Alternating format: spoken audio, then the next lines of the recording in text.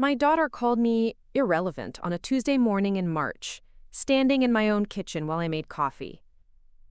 When the lawyers called 3 months later asking for my signature on documents worth $12 million, I let the phone ring 6 times before answering. The look on Victoria's face when she realized she needed the woman she'd dismissed so completely still haunts my dreams. Not because it brought me joy, but because it broke my heart all over again to see how little she understood about family, about respect, about the bridges she'd been burning for years. I'd love to know which corner of the globe you're watching from, and if this story speaks to you, make sure to subscribe. Tomorrow's video is one you absolutely can't miss. I'm Margaret Chen Williams, 53 years old, and I've spent the last decade watching my only child transform from the sweet girl who used to help me plant tomatoes into a stranger who speaks to me like I'm hired help. The irony isn't lost on me that the very independence I fought to give her, the financial security I thought would protect her, became the weapon she used to cut me out of her life. The inheritance she so desperately needed my signature for wasn't even mine to give. It belonged to her late grandmother, my ex-mother-in-law Helen Williams, a woman who had initially despised me for being unsuitable for her precious son David. Helen and I had fought our own battles over the years, but we'd eventually found common ground in our shared love for Victoria. What Helen hadn't anticipated was that Victoria would grow up to treat both of us with the same casual contempt she reserved for anyone she deemed beneath her notice. But I'm getting ahead of myself. Let me start at the beginning, with that Tuesday morning when everything finally came to a head. Victoria had driven up from San Francisco in her Tesla, unannounced as usual, expecting me to drop everything for one of her impromptu visits. These weren't social calls, mind you. They were strategic appearances designed to maintain just enough contact to keep me from completely writing her off, while never actually engaging with me as a person worth knowing. I was in my garden when she arrived, my hands deep in the soil, transplanting the spring seedlings I'd been nurturing on my sunroom windowsill all winter. Gardening has always been my meditation, my way of staying grounded when the world feels chaotic. The smell of fresh earth, the promise of new growth, the simple satisfaction of nurturing something into existence. These things kept me sane during the worst years of Victoria's transformation. She stood at the edge of my vegetable patch in her designer heels, pristine white blazer, and an expression of barely concealed impatience. "Mom, we need to talk." I didn't look up from my tomato plants. After years of these ambush conversations, I'd learned to brace myself. "Good morning to you too, Victoria. Coffee's fresh if you want some." "This is serious." Her voice carried that particular tone she'd perfected in law school. The one that suggested anyone who didn't immediately comply with her wishes was wasting her valuable time. I stood slowly, brushing the dirt from my hands on my gardening apron. "Most things are, sweetheart. That's why we usually call before showing up at someone's house." The eye roll was immediate and dramatic. "Don't be passive-aggressive, Mom. It doesn't suit you." This from the woman who had mastered passive aggression as an art form. I bit back my response and headed for the kitchen, knowing she'd follow. The pattern was always the same. Victoria would arrive with some agenda, spend 20 minutes explaining why my life choices were wrong, accept whatever help she'd come for, and leave with promises to do better about staying in touch. In the kitchen, I poured 2 cups of coffee, adding cream to mine and leaving hers black the way she'd preferred since college. Some maternal habits die hard, even when your child treats you like an inconvenience. "So what brings you north today?" I asked, settling into my favorite chair at the kitchen table, the one that looked out over the garden where I'd spent the morning working. Victoria remained standing, her posture rigid with the importance of whatever she'd come to discuss. "I've been thinking about your living situation." Here we go, I thought, another intervention about my inappropriate lifestyle choices. "What about it?" "Mom, you're 53 years old, living alone in a house that's way too big for one person, in a town where nothing ever happens. Don't you think it's time to consider your options?" I sipped my coffee and waited. Victoria had inherited her father's love of dramatic pauses, though she wielded them like weapons, rather than tools of persuasion. "I've found a lovely senior community in Marin County. Active lifestyle, people your age, activities planned for you. You wouldn't have to worry about maintaining this place anymore." The coffee suddenly tasted bitter. "Senior community? Victoria, I'm 53, not 83. You know what I mean, a place where you'd have peers, where you wouldn't be so isolated. Isolated. As if my choice to live in Healdsburg, surrounded by rolling hills and vineyards, with a community of friends I'd built over 15 years, was somehow a pathological condition requiring treatment. I like my life here, Victoria. I have friends, activities, and responsibilities at the community center. This is my home. She waved dismissively at my words. But what kind of life is it, really? You garden, you volunteer at the library, you go to book club with the same 5 women you've known forever. Where's the growth? Where's the ambition? The words stung because they revealed so much about how she saw me. Not as a woman who had rebuilt her life after a difficult divorce, who had found peace and purpose in simple pleasures, but as someone who had simply given up. Not everyone measures their worth by their LinkedIn profile, Victoria.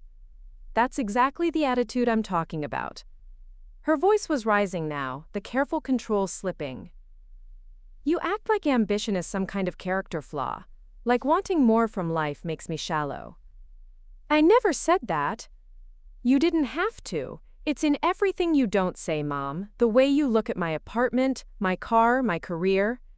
Like I'm some kind of sellout because I chose success over this. She gestured around my kitchen with obvious disdain.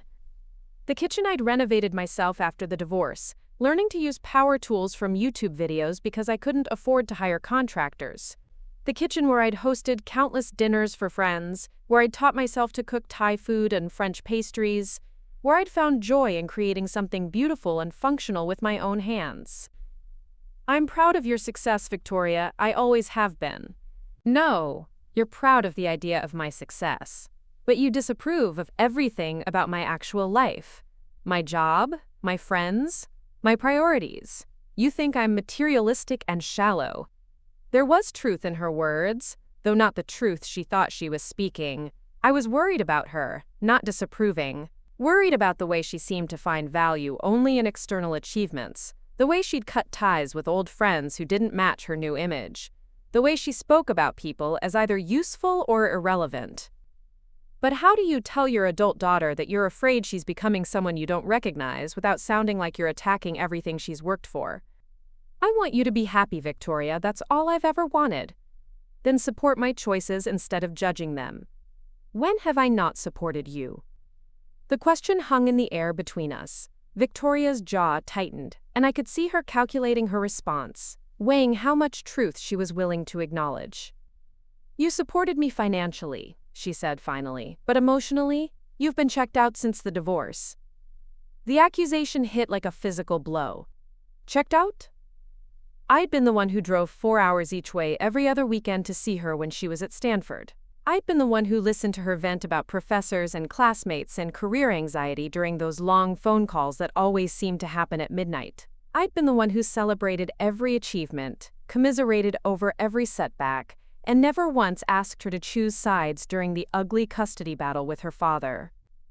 But I'd also been the one rebuilding my own life, finding my own identity after 20 years of marriage to a man who decided I was no longer worth his fidelity. Maybe in Victoria's eyes, my focus on my own healing had looked like abandonment. I was trying to model resilience, I said quietly. I wanted you to see that it was possible to start over, to find happiness after loss. What you modeled was giving up. Dad moved on, built a new life, found someone who challenged him. You moved to the middle of nowhere and started playing in the dirt. Playing in the dirt, as if the garden that had literally fed us through my leanest financial years, that had become a source of meditation and purpose, was just a childish hobby. Your father moved on to a 25-year-old paralegal from his law firm, Victoria. That's not exactly a testament to his character growth. At least he didn't disappear into irrelevance. There it was, the word that would echo in my mind for months afterward, irrelevance. Is that what you think I am? Irrelevant? Victoria's face flushed, but she didn't back down. I think you've made yourself irrelevant. You had options after the divorce. You could have gone back to school, started a career, built something meaningful. Instead, you turned into this domestic goddess character. Like you're auditioning for a lifestyle blog that nobody reads. Each word was carefully chosen to wound, and they found their mark. The part-time job at the community center that I found fulfilling but that would never impress anyone at a cocktail party. The master gardener certification I'd earned through extension classes. Studying botany and soil science with the same intensity I'd once applied to my abandoned graduate degree. The volunteer work at the literacy center, teaching adults to read, which filled me with purpose but would never appear on a resume worth mentioning. A lot of love and effort went into bringing this story to life. If you're enjoying it, we'd be so grateful if you'd subscribe to our channel. Now, back to where we left off. All of it irrelevant in Victoria's eyes. I see, I set down my coffee cup with deliberate care. Well, I suppose there's nothing left to discuss then. Something in my tone must have penetrated her anger because her expression shifted slightly. Mom, I didn't mean… Yes, you did. And that's okay, Victoria. You're entitled to your opinion of my choices. I just think you're capable of more. More than what? More than being happy? More than finding peace? More than building a life that brings me joy? More than hiding? The conversation continued for another hour, circling the same arguments we'd been having in various forms for years. Victoria wanted me to want what she wanted. Status, recognition, the kind of success that could be measured and compared. I wanted her to understand that success could look different at different stages of life, that there was value in contentment, in community, in the quiet satisfaction of a life well lived on your own terms. Neither of us was really listening to the other. When she finally left, promising to send information about the senior community in Marin, I stood in my kitchen and felt the weight of that word settling over me like dust. Irrelevant.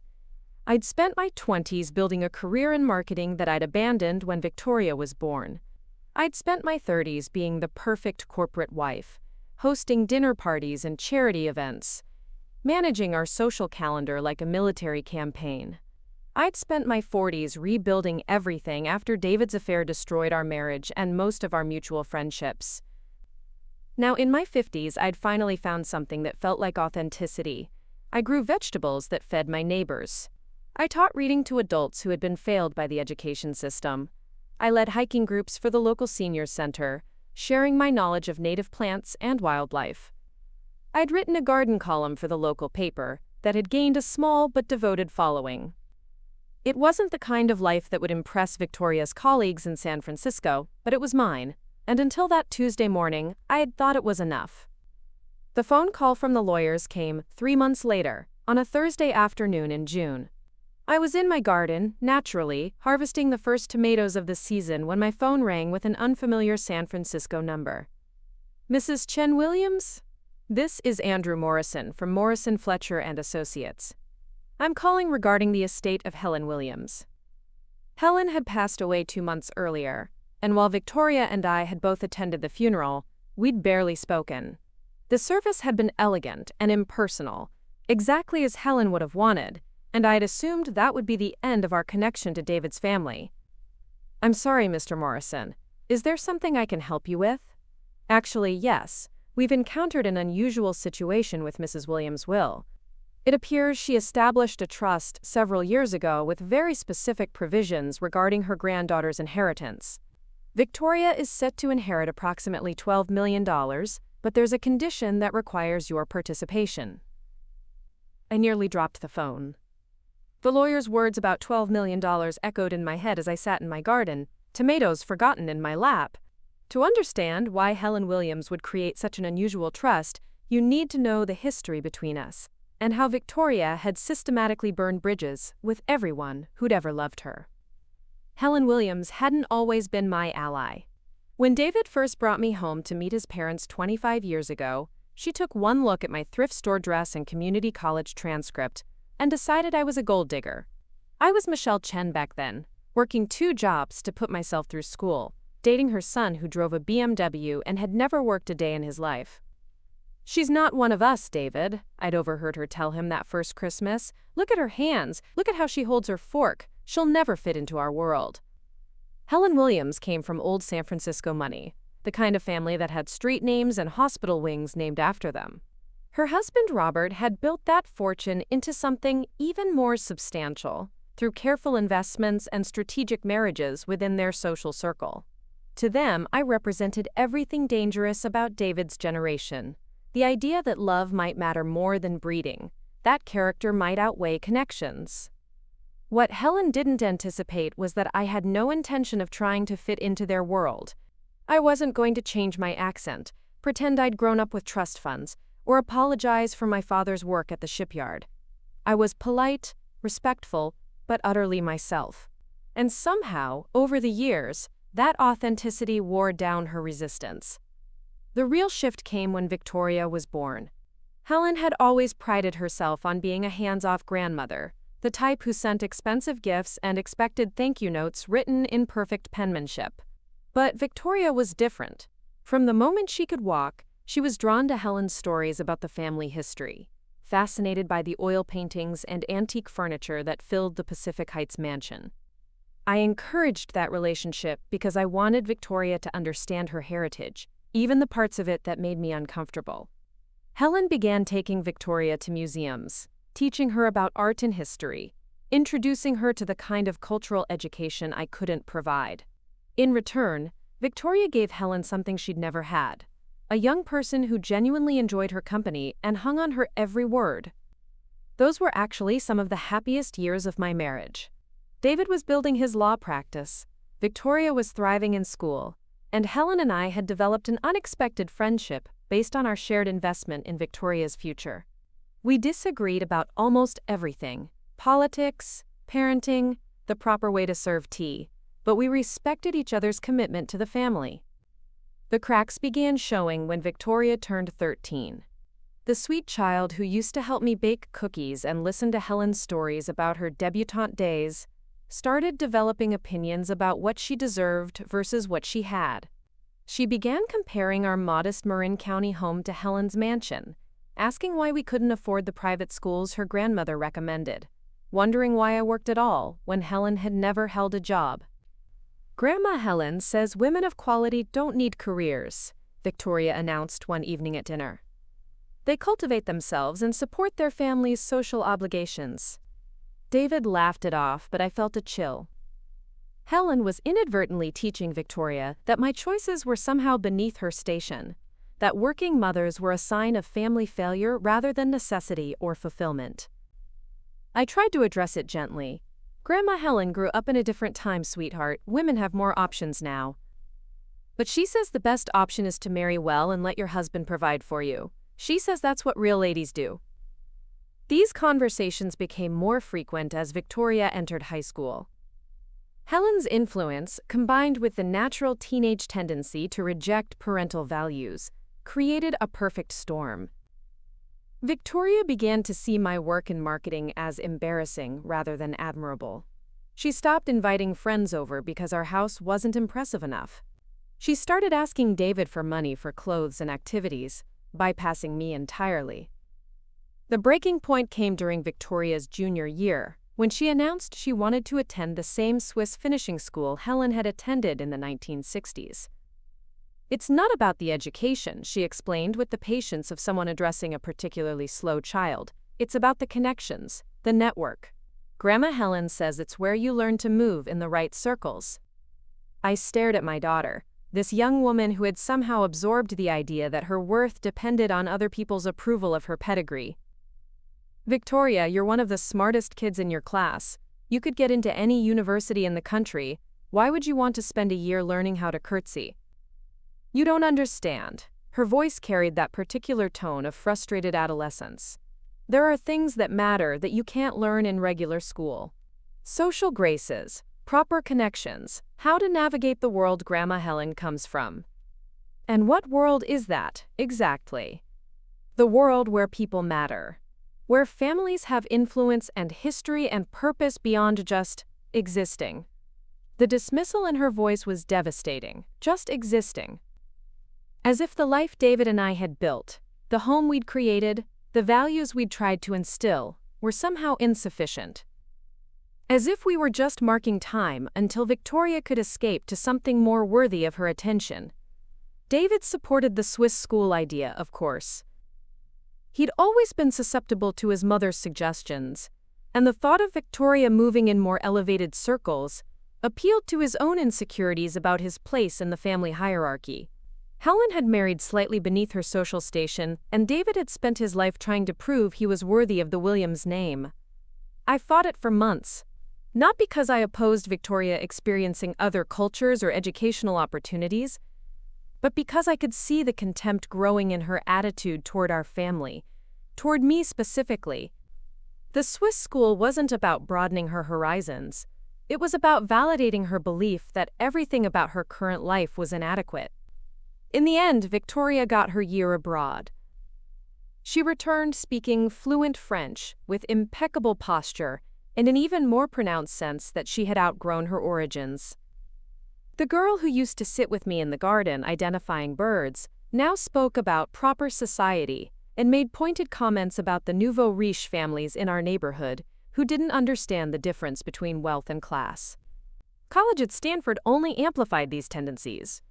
Surrounded by the children of tech executives and venture capitalists, Victoria learned to navigate a world where money was assumed and status was measured in increasingly subtle ways. She joined the right sororities, dated the right boys, and called home less and less frequently. When she did call, the conversations were stilted and formal. She'd ask about my little projects at the community center, with the kind of indulgent tone you'd use with a child playing house. She'd update us on her academic achievements and social activities, but never ask about our lives or express any genuine interest in what we were doing. The divorce shattered what remained of our connection. When David's affair came to light, Victoria's first concern wasn't the pain it caused me or the destruction of our family unit. Her first concern was how it would affect her standing at school, whether her friends would judge her for coming from a, quote, broken home. "Couldn't you have worked it out?" she asked during one particularly painful phone call. "Grandma Helen says successful marriages require compromise and sophistication. Maybe if you'd been more understanding Dad's needs. Understanding about his needs. As if 20 years of marriage, raising his child, supporting his career, and maintaining our home weren't evidence of understanding. As if his decision to sleep with someone younger than our daughter was somehow my failure of sophistication." Helen, to her credit, was appalled by David's behavior. She might have initially disliked me, but she respected the institution of marriage and believed David had violated something sacred. When the divorce proceedings began, she actually offered to testify on my behalf about David's character and fitness as a father. But Victoria saw the divorce differently.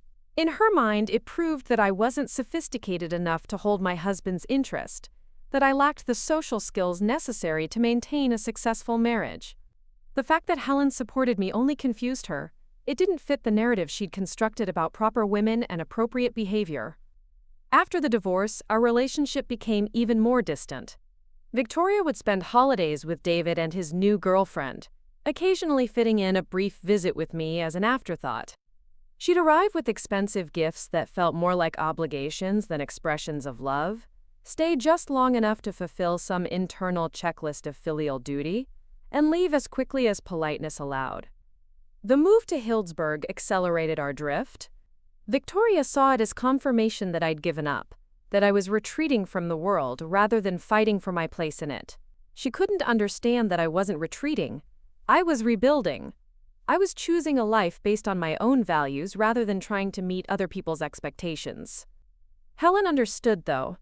After the initial shock of my divorce from her son, she began visiting me in Hildesburg. She'd arrive unannounced in her ancient Bentley, wearing pearls and designer suits that looked absurdly formal against my garden backdrop.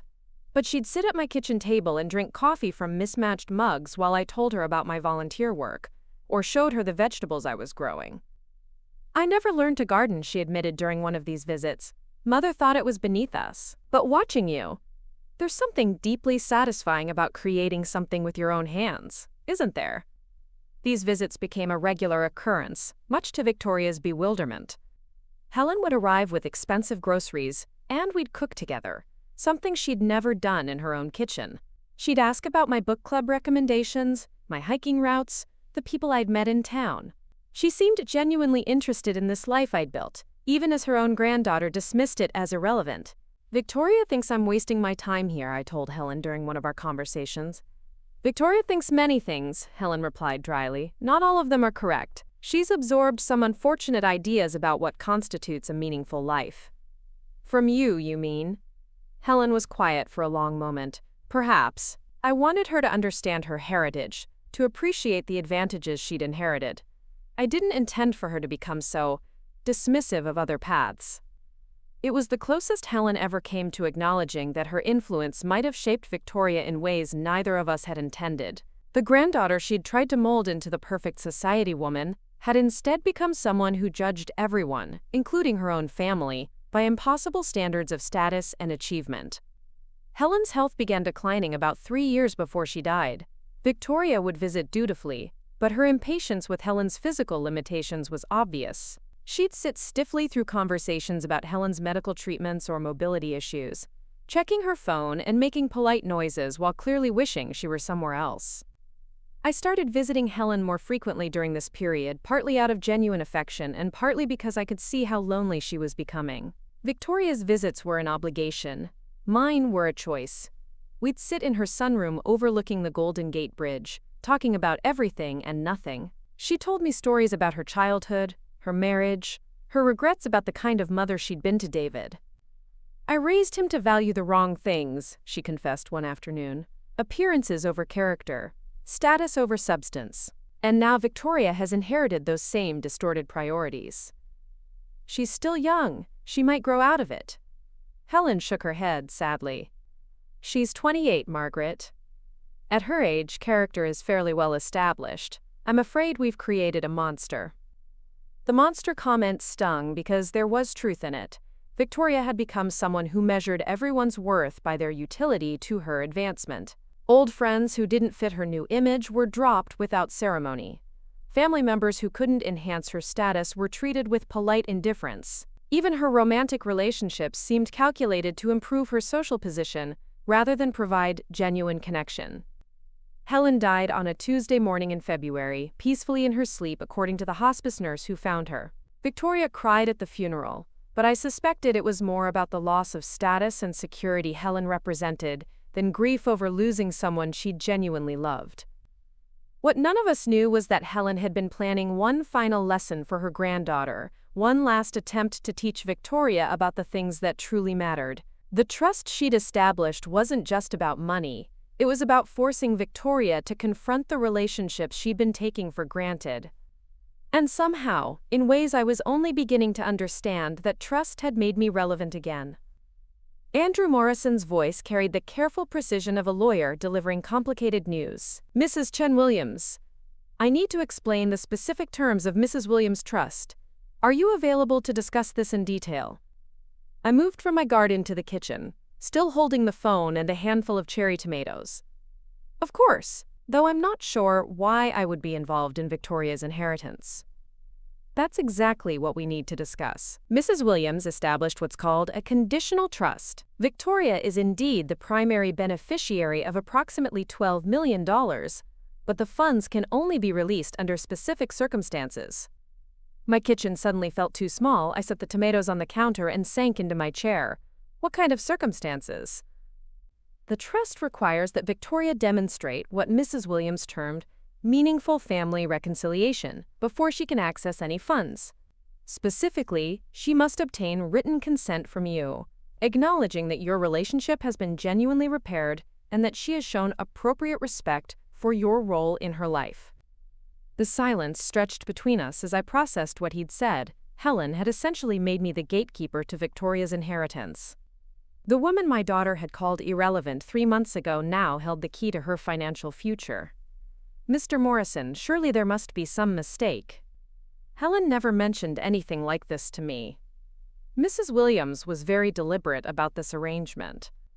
She spent considerable time with our estate planning team crafting the specific language. She was quite clear that she wanted Victoria to understand the value of family relationships before she gained access to significant wealth. I thought about those afternoon conversations with Helen, how she'd grown increasingly concerned about Victoria's dismissive treatment of the people who loved her, but I'd never imagined she was planning something this dramatic. What exactly does meaningful reconciliation mean in legal terms? You would need to provide a written statement confirming that Victoria has made genuine efforts to repair your relationship, acknowledged past mistakes, and demonstrated ongoing commitment to treating you with appropriate respect and consideration. The language is intentionally subjective, Mrs. Chen Williams. Mrs. Williams wanted your judgment to be the determining factor. The magnitude of what Helen had done began to sink in. She'd essentially forced Victoria into a position where she would have to confront the damage she'd done to our relationship. Not out of genuine remorse, but out of financial necessity. It was manipulative and brilliant and potentially devastating for everyone involved. Has Victoria been informed about these conditions? We attempted to reach her this morning but haven't been successful. We wanted to speak with you first to ensure you understood your role in this process. Mrs. Williams was very specific that you should have time to consider your position before Victoria contacts you. After hanging up, I sat in my kitchen staring at the pile of tomatoes I'd harvested, my mind racing through the implications of Helen's final manipulation. Because that's what it was, no matter how well-intentioned. She'd created a situation where Victoria would be forced to fake reconciliation with me in order to secure her inheritance, and I would be put in the impossible position of determining whether her efforts were genuine. The phone rang again 2 hours later. Victoria's name appeared on the screen, and I let it ring 4 times before answering, needing those extra seconds to compose myself. Mom, her voice was tight with barely controlled emotion. We need to talk, now. Hello, Victoria, how are you? Just don't. I know you've already talked to the lawyers. I know what Grandma Helen did. So much for having time to process the situation. The lawyers called me this morning, yes. This is insane. Completely insane. She can't hold my inheritance hostage like this. I found myself defending Helen despite my own conflicted feelings. It was her money, Victoria. She had the right to distribute it however she chose. But making you some kind of judge whether I'm a good enough daughter? It's manipulative and cruel, and totally unfair to both of us. The irony wasn't lost on me that Victoria was now worried about what was unfair to me, when she'd spent years treating me as if my feelings were irrelevant. What did you want to discuss? I asked, though I already knew. I'm driving up tonight. We need to figure out how to handle this situation. Handle this situation. Not repair our relationship or address the problems between us, but handle the logistics of securing her inheritance. Victoria, it's a 3-hour drive and it's already getting late. Why don't you come up this weekend when we can actually talk? No. Her voice was sharp with panic.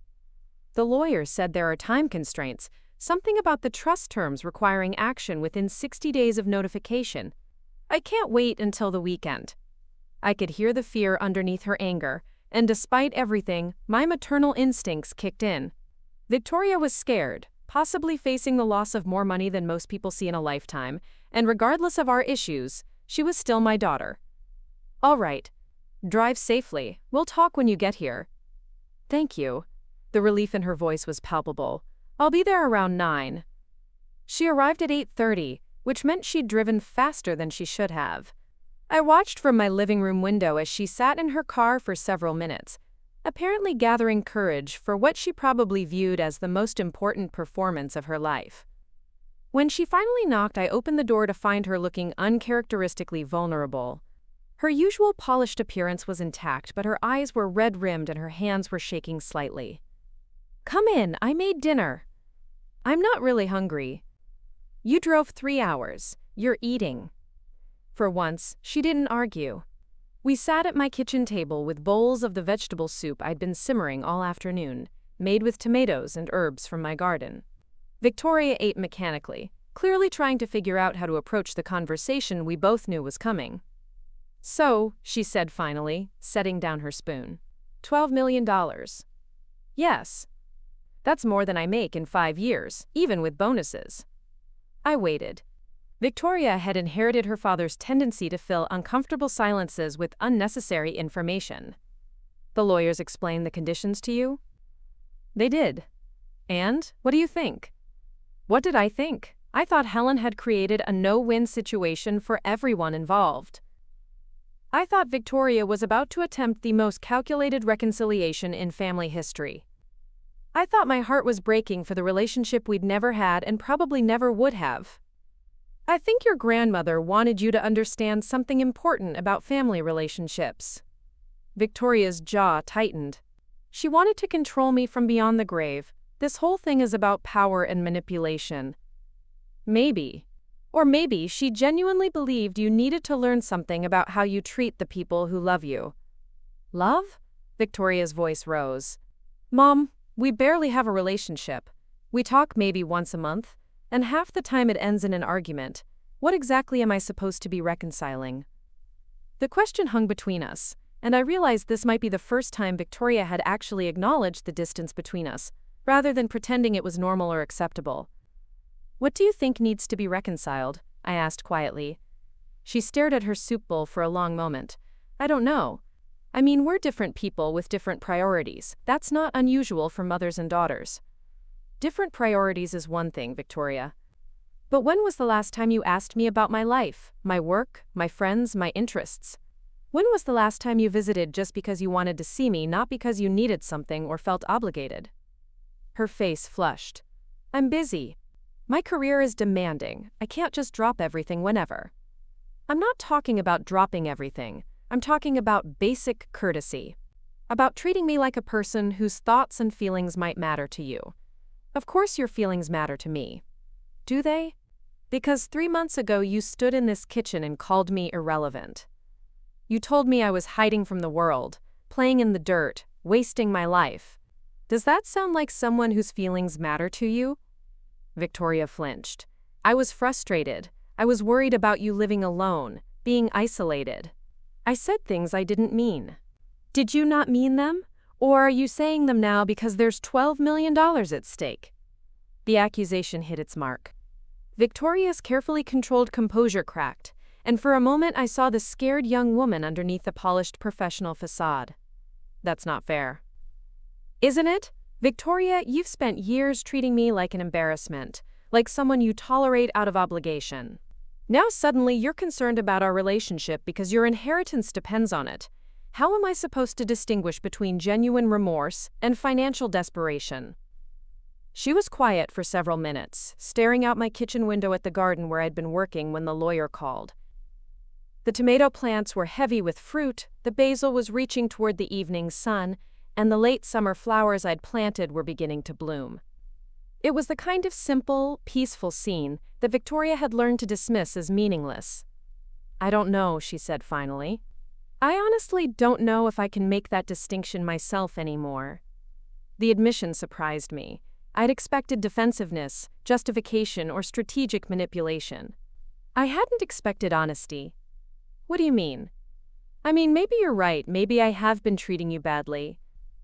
But it's been going on for so long that I'm not sure I remember how to do it differently. And now there's all this money involved, and I can't trust my own motives anymore. Victoria looked up at me with an expression I hadn't seen since she was a child. Vulnerable, confused, asking for help without quite knowing how to ask. When I was driving up here tonight, I kept trying to figure out what I needed to say to convince you that I'd changed, that I was sorry, that I wanted to fix things between us. But the truth is, I don't know if I can change. I don't know if I even know how. There was something devastatingly honest about her confusion. For the first time in years, Victoria was acknowledging that our relationship was broken rather than pretending it was simply evolved. Why don't you know how? I asked gently. Because I've spent so many years building this version of myself. Successful, independent, important. And that version doesn't have room for this.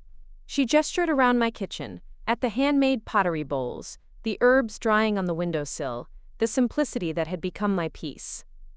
This being what? Ordinary family stuff, caring about someone's garden, calling just to chat. Being interested in book clubs and volunteer work and all the things that don't advance my career or improve my status. Victoria paused, seeming to struggle with something she wasn't sure she should say. The woman I've become would look at this conversation as a business negotiation. She'd figure out what you needed to hear, say the right things, get the signature, and move on. But sitting here with you, eating soup made from vegetables you grew yourself, I remember there was a time when I actually enjoyed this kind of thing. When you were younger, you used to help me plant the summer garden every year. I remember, you'd let me choose one row for whatever I wanted to grow. I always picked sunflowers because they were the tallest. You said you wanted flowers that could be seen over the fence. For the first time since she'd arrived, Victoria smiled genuinely. I forgot about that. I forgot a lot of things, I think. We talked for another hour, not about the inheritance or the trust conditions, but about memories from when Victoria was young. She told me about her job stress, her apartment that felt empty despite its expensive furnishings, her relationships that never seemed to develop beyond superficial attraction. I told her about my hiking group, the literacy students who'd become like family, the peace I'd found in this simpler life. It wasn't reconciliation exactly, but it was the beginning of actual conversation. For the first time in years, we were talking to each other rather than at each other. When Victoria finally went to bed in her old room, I sat in my kitchen thinking about Helen's impossible gift. She'd forced us into a situation where Victoria had to confront the person she'd become and decide whether she wanted to change. But she'd also put me in the position of having to judge whether any change was genuine or just expedient. The $12 million was both the problem and the solution. It created the motivation for Victoria to examine our relationship, but it also meant I could never fully trust that any reconciliation was authentic. Helen's final manipulation was more complex than I'd initially realized. She wasn't just testing Victoria's capacity for growth. She was testing my capacity for forgiveness. And she was forcing both of us to decide whether family love was worth more than pride, resentment, and fear of being hurt again. As I turned off the kitchen lights and headed upstairs, I wondered if Helen had anticipated how difficult this choice would be for both of us. Or maybe that was exactly the point. The next morning, I woke to the smell of coffee brewing and the sound of Victoria moving around my kitchen. For a moment, lying in bed listening to someone else preparing breakfast, I felt a flutter of hope that maybe this forced reconciliation might lead somewhere genuine. That hope lasted exactly as long as it took me to walk downstairs and see Victoria sitting at my table with her laptop open, legal documents spread across the surface, and her phone pressed to her ear. "No, I understand the timeline," she was saying in her crisp, professional voice. "But surely there's some precedent for challenging the subjective nature of these conditions." "Yes, I'll hold." She looked up as I entered, covering the phone's mouthpiece. "Morning, Mom. I made coffee. I hope you don't mind that I'm making some calls." I poured myself coffee from the pot she'd prepared, noting that she'd used nearly twice as much grounds as I normally did. Everything Victoria did was intense, including something as simple as making coffee. "Who are you calling?" "Estate lawyers. I've been up since 5 researching trust law, looking for legal challenges to subjective inheritance conditions." She gestured to her laptop screen, which showed multiple browser tabs open to legal websites and law firm pages. The flutter of hope died completely. "Victoria." "What? I'm being proactive. This is what I do. I solve problems. And this whole situation is definitely a problem that needs solving." "By finding a way around your grandmother's wishes?" She pulled the phone away from her ear, apparently put on hold again. "By protecting both of us from an impossible situation." "Mom, you have to see how unfair this is. Helen put you in the position of being judge and jury over whether I'm a good enough daughter. What if I do everything right and you still decide it's not genuine? What if you have a bad day and take it out on me? There's too much money at stake to leave it up to subjective judgment." I sat down across from her, pushing aside a stack of legal printouts. "So your solution is to find a loophole that lets you get the money without actually addressing our relationship." "My solution is to find a fair resolution that doesn't depend on emotional manipulation." "Is that what you think this is? Emotional manipulation?" Victoria's phone buzzed back to life. "Yes, this is Victoria Williams," she answered immediately. "I'm calling about challenging subjective conditions in a trust document. What do you mean it's ironclad?"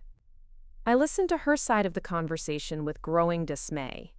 She spoke to 3 different law firms over the course of an hour, each time becoming more frustrated, as they explained that Helen's trust was legally sound, and that the subjective nature of the conditions was actually quite common in family estate planning. There has to be something, she said to the final lawyer, some kind of mediation process or objective criteria we can establish. Her face fell as she listened to the response. I see. Thank you for your time. She hung up and stared at her laptop screen, defeat written across her features. No luck finding a way around it? I asked, though I already knew the answer. Helen's lawyers were thorough. The trust is airtight. There's no legal challenge that would succeed. And even if there were, it would take years to resolve and cost more in legal fees than most people make in a lifetime. Victoria closed her laptop with more force than necessary, so we're stuck with her terms. We're stuck with each other, you mean? Don't make this sound romantic, Mom. This is a business transaction now, whether we like it or not. Helen made sure of that when she attached $12 million to our family drama. The bitterness in her voice was sharp enough to cut, but underneath it, I heard something else. Fear. Victoria was scared, not just about the money, but about being forced into vulnerability she couldn't control or manipulate her way out of. What are you afraid of? I asked quietly. I'm not afraid of anything. I'm being realistic about an unrealistic situation. Victoria, you've been up since 5 in the morning researching ways to avoid having to actually deal with me. That sounds like fear to me. She stood abruptly, pacing to the window that overlooked my garden. Fine. You want to know what I'm afraid of? I'm afraid that I'll do everything right, say all the right things, jump through every hoop you set up, and you'll still decide it's not enough. I'm afraid you'll use this as payback for all the ways I've disappointed you over the years. And I'm afraid that you'll fake your way through this entire process, tell me what you think I want to hear, get your signature, and go right back to treating me like I'm irrelevant. We stared at each other across my kitchen, both acknowledging the fundamental distrust that Helen's conditions had forced into the open. The money had created an impossible dynamic where neither of us could trust the other's motives. So what do we do? Victoria asked finally. I don't know, but I know that spending your time looking for legal loopholes isn't going to solve anything. She returned to the table, slumping in her chair with uncharacteristic defeat. I just don't know how to do this, Mom. I don't know how to be the daughter you want me to be. I don't want you to be anything other than yourself, Victoria. I just want you to treat me with basic respect and consideration. But that's the problem. I don't think I know how to do that anymore. It's been so long since I've thought about your feelings or your needs that I don't even know where to start. The admission was heartbreaking in its honesty. Victoria was acknowledging that she'd become someone who had forgotten how to care about other people's emotional needs, at least when it came to family. Maybe we start small, I suggested. Maybe we will try to have some normal conversations and see what happens. Normal conversations about what? I don't know. Your life, my life, things we're interested in that don't involve money or inheritance or legal documents. Victoria looked skeptical. What if it's awkward? What if we don't have anything to talk about? Then it's awkward. We'll figure it out as we go. Over the next 3 days, we attempted something that felt artificial and genuine at the same time, getting to know each other as adults. Victoria stayed in her childhood bedroom, working remotely from my kitchen table while I went about my normal routine of gardening, volunteering, and the various commitments that filled my days. The first day was painful. Every conversation felt forced, loaded with the weight of what we both knew was at stake. Victoria asked polite questions about my volunteer work at the literacy center, but I could see her checking her phone for work emails while I answered. I inquired about her job responsibilities, but her descriptions of corporate strategy and client relations felt like she was speaking a foreign language. The second day was worse. Victoria accompanied me to the farmer's market, ostensibly to spend time together, but spent most of the trip making work calls and looking uncomfortable around the casual, friendly vendors who'd become part of my weekly routine. When my friend Sandra from the hiking group approached to chat, Victoria stood silently beside me, clearly impatient with small talk about trail conditions and upcoming community events. Your daughter seems lovely, Sandra said as we walked away, but her tone suggested polite confusion rather than genuine impression.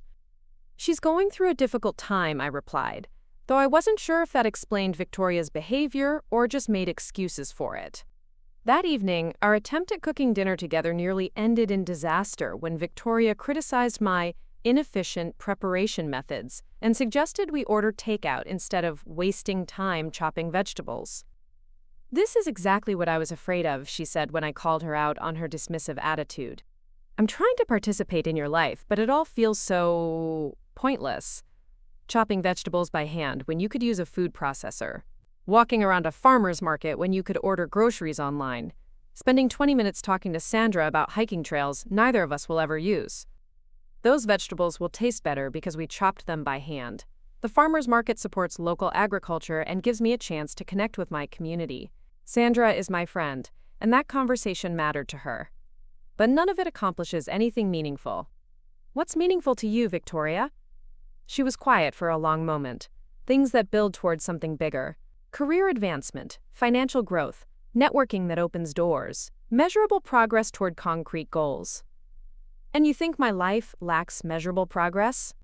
I think your life lacks ambition. I think you've settled for being comfortable instead of striving for excellence.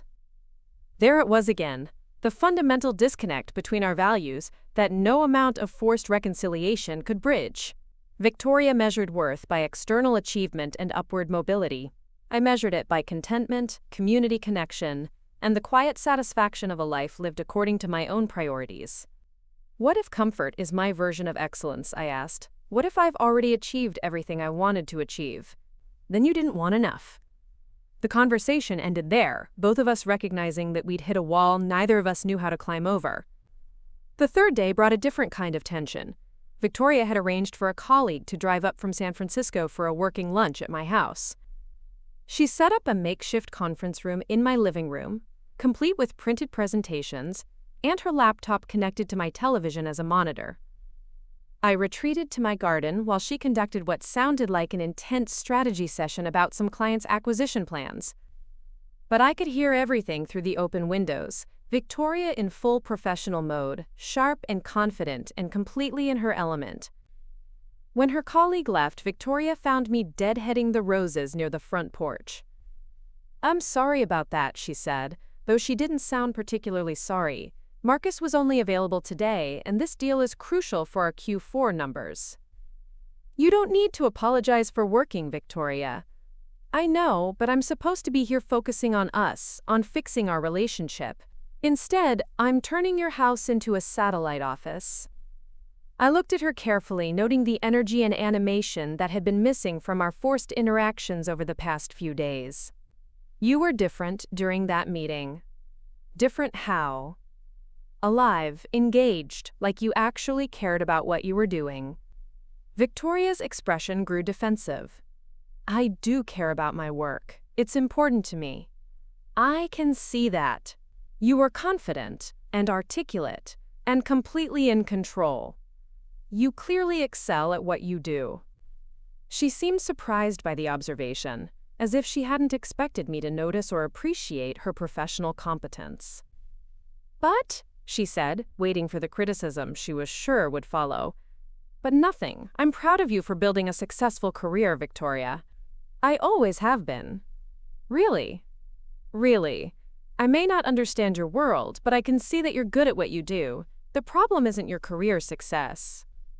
The problem is that you seem to think your career success gives you permission to dismiss everything and everyone that doesn't contribute to it." Victoria sat down on my porch steps, looking suddenly exhausted. Maybe because everything outside of work feels so complicated and messy. At work, I know the rules. I know how to measure success. I know what people expect from me and how to deliver it. And with family? With family, I never know if I'm doing the right thing. With you especially, I feel like I'm constantly failing some test I don't understand. This was the most honest Victoria had been since arriving, and I could see how much the admission cost her. "What test do you think I'm giving you?" "The test of being a good daughter. The test of caring about the right things. The test of being someone worth your time and attention." "Victoria, you're not taking a test. You're my daughter. That's not something you have to earn or maintain through performance." "Isn't it, though? Isn't that exactly what Helen's trust is about? Proving I'm worthy of being your daughter?" The question hung between us, and I realized Victoria had identified the fundamental cruelty in Helen's final manipulation. She'd forced both of us into a situation where love had to be evaluated and certified, where family relationships became conditional on meeting specific criteria. "Maybe," I said finally, "and maybe that's what makes this whole situation so impossible. That evening, Victoria called the lawyer handling Helen's estate. I listened from the kitchen as she inquired about the specific timeline and requirements for the trust conditions, taking notes on a legal pad with the methodical thoroughness she applied to everything important. When she hung up, she came into the kitchen looking grim. 60 days from notification, she said without preamble. We have 7 weeks left. The lawyers need written documentation of our reconciliation process, evidence of ongoing commitment to repair, and your final statement that the conditions have been met. Evidence? Photos, emails, witness statements, whatever demonstrates that we've made genuine progress. They want proof that this isn't just a temporary performance for the sake of the inheritance. I sank into my chair, overwhelmed by the clinical approach to something as intimate as family reconciliation. So we have to document our relationship like a legal case. Essentially, yes. That's horrible. That's Helen. Victoria's voice was flat with exhaustion. She was always about documentation and proof and measurable outcomes. I should have seen this coming. We sat in silence for several minutes, both of us contemplating the impossible task ahead. How do you prove genuine reconciliation? How do you document authentic emotional repair? How do you separate real change from strategic performance when $12 million hangs in the balance? Victoria, I said finally, what happens if we can't do this? What happens if 7 weeks isn't enough time to fix whatever's broken between us? She looked at me with an expression I couldn't read. Then I lose the biggest inheritance in family history, and you get to decide whether that's justice or tragedy. The weight of that responsibility settled over me like a heavy blanket. Helen hadn't just given me the power to judge Victoria's sincerity. She'd given me the power to determine my daughter's financial future. It was a burden I'd never asked for and wasn't sure I wanted. As Victoria headed upstairs to bed, I remained in my kitchen wondering if Helen's final gift was actually a curse for everyone involved. 3 weeks into our forced reconciliation experiment, everything fell apart on a Wednesday afternoon when Victoria's ex-boyfriend Thomas showed up at my front door. I'd been transplanting seedlings in my greenhouse when I heard a car door slam, followed by heated voices from my driveway. Through the glass walls, I could see Victoria gesticulating wildly at a tall man in an expensive suit, their body language suggesting an argument that had been brewing for some time. You can't just show up here, Thomas, Victoria was saying as I approached. This has nothing to do with you. Doesn't it? Thomas replied, his voice carrying the particular smugness of someone who knew he held damaging information. Because from what I hear, you're about to inherit enough money to buy and sell most people, and suddenly you're playing the devoted daughter card. Thomas Whitmore had been Victoria's boyfriend for 2 years, a relationship that had ended 6 months earlier when he'd cheated with a colleague. I'd met him exactly once, at a tense dinner where he'd spent the entire evening discussing his portfolio performance and dropping names of influential clients. Victoria had seemed impressed by his connections. I'd found him insufferable. Thomas, you need to leave, Victoria said, her professional composure cracking under stress. I need to have a conversation with your mother first. He turned to me with a practiced smile that didn't reach his eyes. Mrs. Chen Williams, we haven't had the pleasure of meeting properly. I'm Thomas Whitmore, Victoria's former partner. I remember you, I said coolly. What can I do for you? Actually, it's what I can do for you. I think you deserve to know the truth about why Victoria is suddenly so interested in repairing your relationship. Victoria's face went white. Thomas, I'm warning you. Warning me? With what? He laughed, a sound devoid of humor. You can't afford to make enemies right now, Victoria. Not when your inheritance depends on Mommy's approval. The casual cruelty in his voice made my stomach turn, but I could see Victoria deflating with each word. Whatever he was about to reveal, she was terrified of it. What truth? I asked, though I wasn't sure I wanted to know. Thomas reached into his jacket and pulled out his phone. Do you know what your daughter was saying about you 6 months ago? Because I recorded some of our conversations and I think you'd find them illuminating. You recorded our private conversations? Victoria's voice was barely a whisper. I record a lot of conversations, sweetheart. You never know when information might become valuable. He scrolled through his phone with deliberate slowness. Here we go. This was from last Christmas, right after she visited you. Before either Victoria or I could stop him, he pressed play.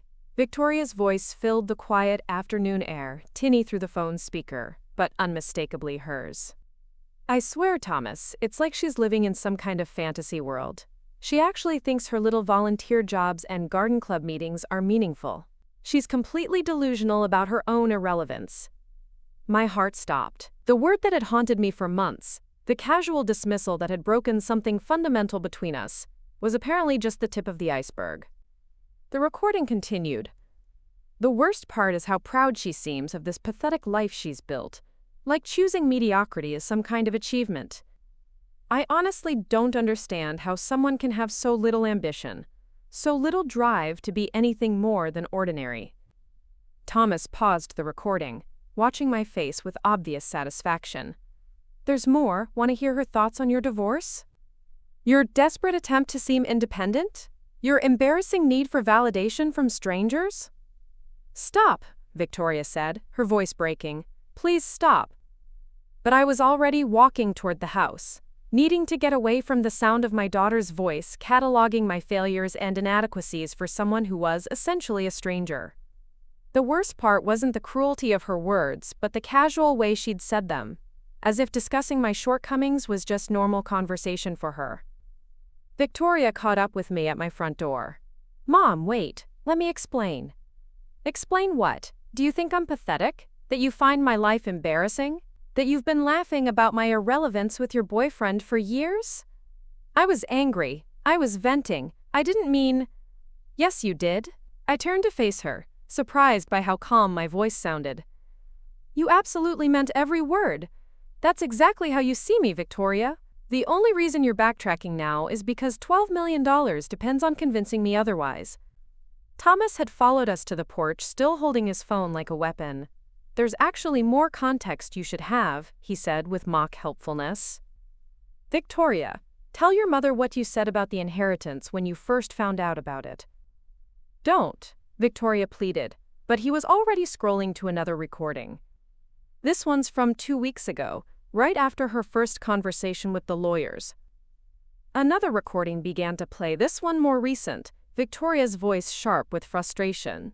It's completely insane that Helen would give her this kind of power over me. Mom has no idea what real money means, what this inheritance could do for my career, my future. She'll probably try to make me grovel for months, just to prove some point about family values. The recording continued. The irony is that she thinks I should value her opinion about my life choices when she's never accomplished anything worth respecting.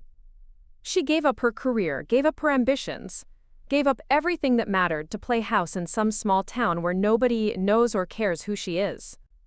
I sank into one of my porch chairs, feeling like I'd been physically struck, not just by the words themselves, but by the calculation in Victoria's voice, the way she was already strategizing how to manipulate me into signing the inheritance papers. And here's my personal favorite, Thomas said, clearly enjoying himself, from last week after she'd been staying here for a few days. Victoria's voice again. The hardest part is pretending to care about her boring little life, sitting through stories about her volunteer work, acting interested in her garden, pretending that any of this matters. But I can fake it for 7 weeks if it means securing my financial future. The silence that followed was deafening. Victoria stood frozen on my porch, her face a mask of horror and shame. Thomas looked satisfied, like a prosecutor who'd just delivered a devastating closing argument. Why? I asked Victoria quietly. Why would you say those things about me? Because I was hurt and angry and I needed someone to blame for how empty my life felt. The words came out in a rush, as if she'd been holding them back for years. Because it was easier to make you the problem than to admit that maybe I'd made the wrong choices. So you decided I was pathetic and irrelevant because it made you feel better about yourself? Yes. The admission was barely audible. Yes, that's exactly what I did. Thomas was watching our exchange with obvious disappointment, as if he'd expected more drama from his revelation. Well, this has been enlightening, he said, pocketing his phone. Victoria, I assume this means your inheritance prospects are looking a bit dimmer? Get off my property, I said, my voice cutting through his smugness like ice. Now. Mrs. Chen Williams, I was just trying to help you understand. You were trying to cause pain because you're angry that Victoria moved on from your relationship, You're a small, vindictive man who records private conversations and uses them as weapons. Get out of here before I call the police." Something in my tone must have convinced him I was serious, because he shrugged and headed for his car without another word. We watched him drive away in silence, both of us processing what had just happened. "Mom," Victoria started, but I held up my hand. "I need some time to think. Please let me explain." "There's nothing to explain, Victoria. You've made your feelings about me perfectly clear. The question now is whether I'm going to enable this charade for 7 more weeks, or put an end to it right now." I went inside, leaving Victoria on the porch, and spent the rest of the afternoon in my garden. Working with my hands had always been my way of processing difficult emotions, and I needed the meditative rhythm of weeding and watering to make sense of what I'd learned. The recordings had confirmed my worst fears about Victoria's motivations, but they'd also revealed something I hadn't expected: the depth of her unhappiness with her own life. The casual cruelty with which she'd discussed me suggested someone who was deeply dissatisfied with herself, using criticism of others to avoid confronting her own emptiness. When Victoria knocked on my greenhouse door as the sun was setting, I'd been expecting her. "Can we talk?" she asked. "Are you planning to record this conversation too?" She flinched. "I never recorded anything, that was all Thomas. I had no idea he was doing that." "But you said those things." "Yes, I said those things." She came into the greenhouse, looking around at the shelves of seedlings and young plants I was nurturing for the fall garden. "All of them. Every terrible, cruel thing you heard was something I actually said." I continued transplanting baby lettuce plants, using the familiar task to stay calm. "Why?" "Because I was miserable, and making you the villain in my story helped me avoid looking at why I was miserable." "And why were you miserable?" Victoria was quiet for so long I thought she wasn't going to answer. When she finally spoke, her voice was small and uncertain. "Because I built exactly the life I thought I wanted, and it turned out to be completely hollow.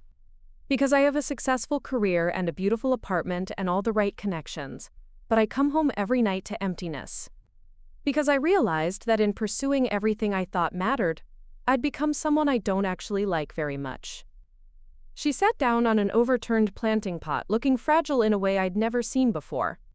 "When I'd visit you here, seeing how content you seemed with this simple life, it made me feel like an idiot for believing that status and achievement would make me happy. So instead of questioning my choices, I decided there was something wrong with your contentment.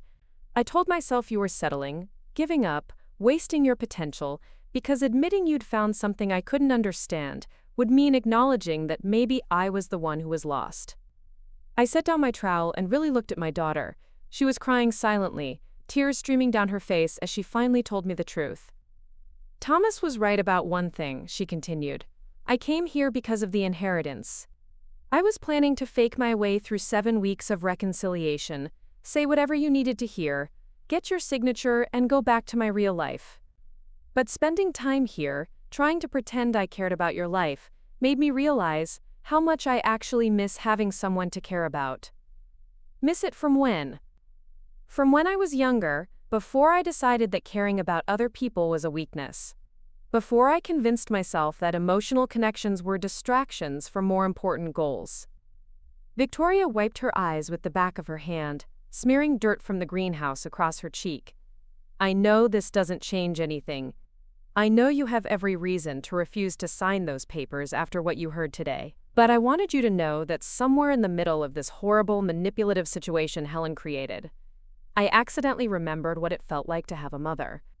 The admission hung between us in the humid air of the greenhouse, surrounded by the green growing things that had become my refuge from disappointment and loss. "What does that mean?" I asked softly. "It means I remembered that you used to be the person I told my secrets to.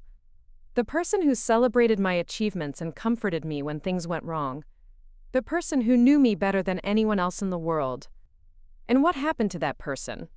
I decided she wasn't impressive enough to deserve my attention." Victoria's honesty was devastating in its completeness. She wasn't making excuses or trying to minimize her behavior. She was simply acknowledging the choice she'd made to value other people's opinions over our relationship. "The recordings," I said. "How long has Thomas been doing that?" I don't know, maybe the whole time we were together. He's the kind of person who collects information about people in case it becomes useful later. And you dated him for 2 years. I dated him because he was successful and connected and looked good on paper. Because being with him made me feel like I was winning at life. Victoria laughed bitterly. Turns out he was just as calculating about our relationship as I was about ours. We sat in silence for several minutes, processing the magnitude of what had been revealed and what it meant for our already complicated situation. Victoria, I said finally, I need you to answer something honestly. Okay. If there was no inheritance involved, if Helen had left her money to charity and there was nothing for you to gain, would you be here trying to repair our relationship? She considered the question for a long time before answering. 2 months ago, I would have said no, but now, after these weeks of being forced to actually pay attention to your life, to remember what I threw away when I decided you weren't worth my time, I think I would. I hope I will. You think? I know that being here, even under these circumstances, has been the most genuine I've felt in years. I know that having someone actually care whether I come home safe, whether I'm eating properly, whether I'm happy, even when I don't deserve that care, has reminded me what I've been missing. Victoria stood up, brushing dirt from her clothes, with the same careful attention she applied to everything else. But I also know that my word isn't worth much to you right now, and I know that $12 million makes it impossible for you to trust anything I say, so I understand if you decide this whole thing is too tainted to salvage. As she turned to leave the greenhouse, I made a decision that surprised us both. Victoria, wait. She turned back, hope and fear warring in her expression.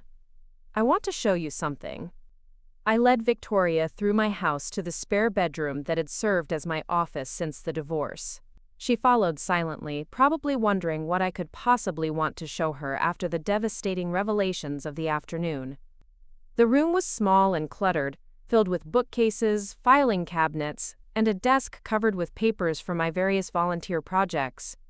But what I wanted Victoria to see was in the bottom drawer of an old cedar chest that had belonged to my grandmother. Sit down, I said, gesturing to the chair by my desk while I knelt beside the chest. I pulled out a thick manila folder, its edges worn from years of handling. Inside were dozens of newspaper clippings, printed emails, photographs, and handwritten notes, all related to Victoria's achievements over the years. What is this? She asked as I handed her the folder.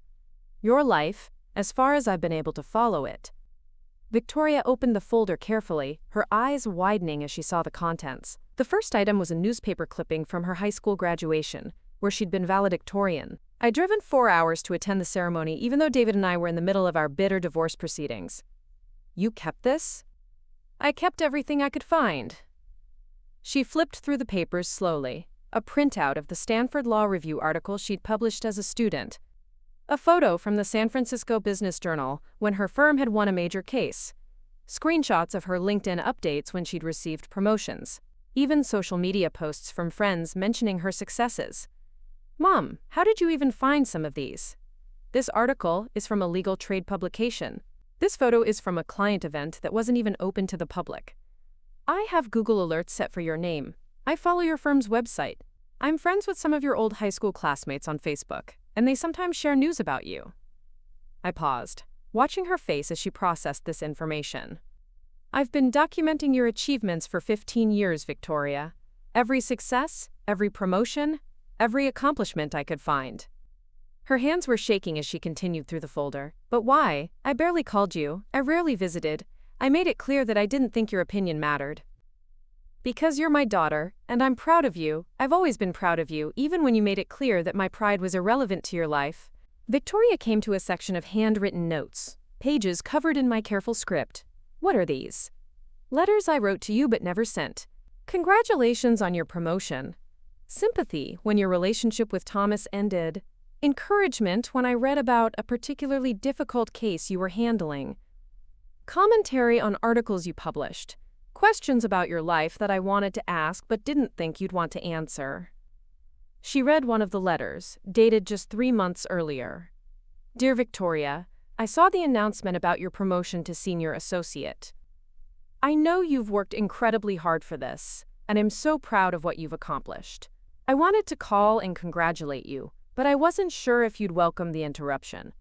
I hope you're celebrating with people who appreciate how much this means to you. I'm thinking of you and sending love from my irrelevant little corner of the world. Love, Mom."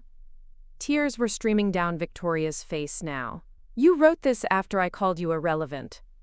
"I wrote it because regardless of what you think of me, I think you're extraordinary. I always have." She closed the folder carefully, holding it against her chest like something precious. "I don't understand.